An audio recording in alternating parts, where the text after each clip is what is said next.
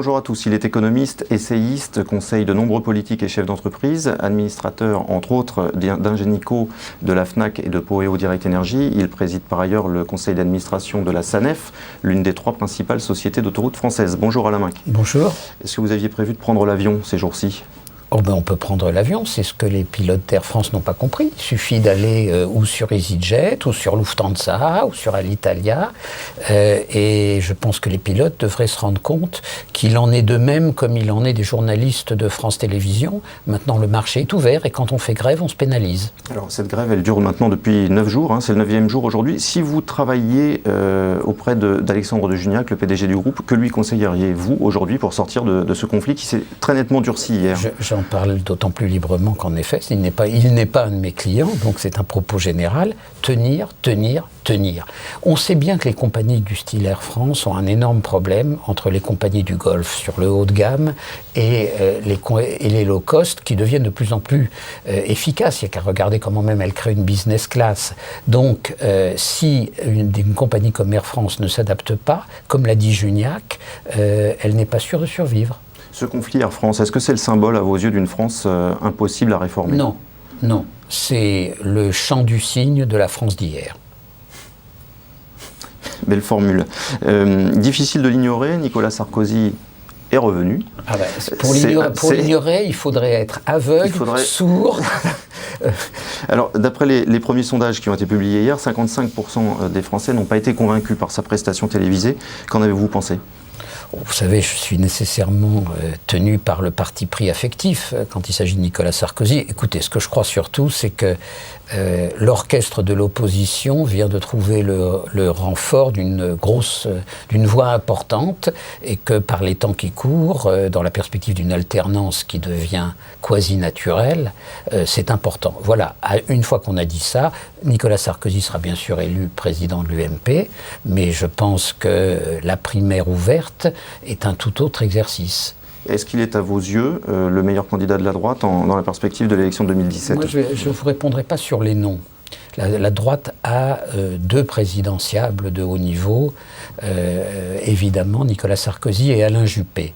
Je pense à mes yeux que le critère est le suivant, compte tenu de la plausibilité d'une Marine Le Pen à un score élevé au premier tour. Il faut souhaiter que le candidat de droite n'ait pas contre lui un candidat du centre au premier tour. Premier élément.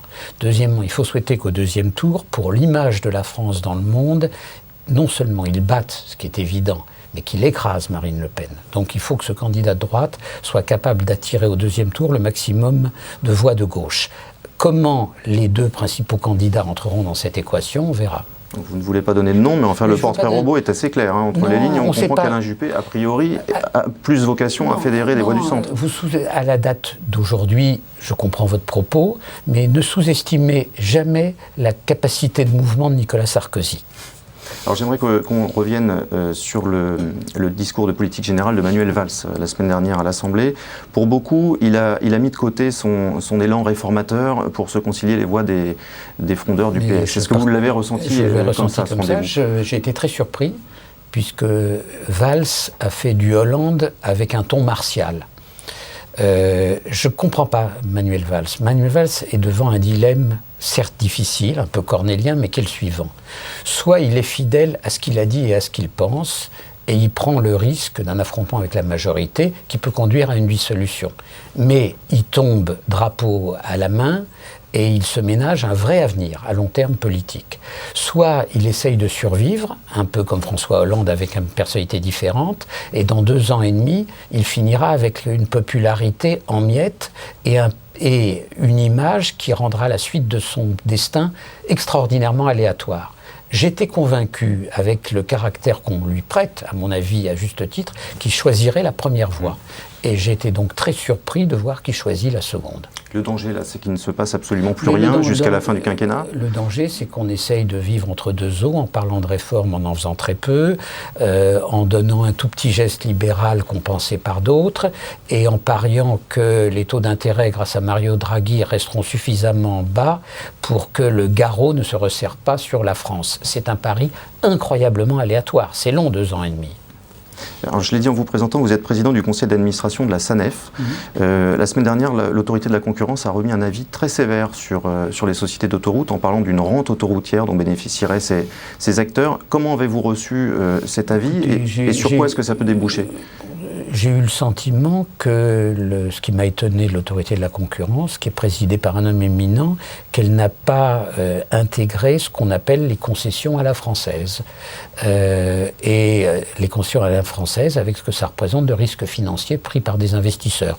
Pour le reste, les groupes autoroutiers sont tenus, mais aussi protégés par des contrats en béton signés par la puissance publique. Oui, pour être précis, un des points qui était critiqué par l'autorité de la concurrence, c'est notamment l'augmentation régulière des péages qui sont indexés sur l'inflation et qui seraient décorrélés des risques financiers réels portés par les sociétés d'autoroutes. Oui, vous contestez ce raisonnement-là ? Totalement, puisqu'il suffit de mettre en regard le business plan au moment de la privatisation et ce qu'a été, à cause de la crise, l'évolution des trafics pour mesurer à quel point les valorisations que les investisseurs attendus ont escomptés sont loin de la réalité d'aujourd'hui. Mais ça, c'est la vie. Les investisseurs ont pris ce risque. Voilà, bon, l'autorité de la concurrence le méconnaît. C'est le débat public. On sait que dans le plan de relance autoroutière, l'État a accepté une prolongation des contrats de concession existants en échange des travaux que les sociétés s'engagent à effectuer. Est-ce que dans ce cadre-là, puisque le plan n'est pas définitivement validé par Bruxelles, est-ce qu'il y a encore de la place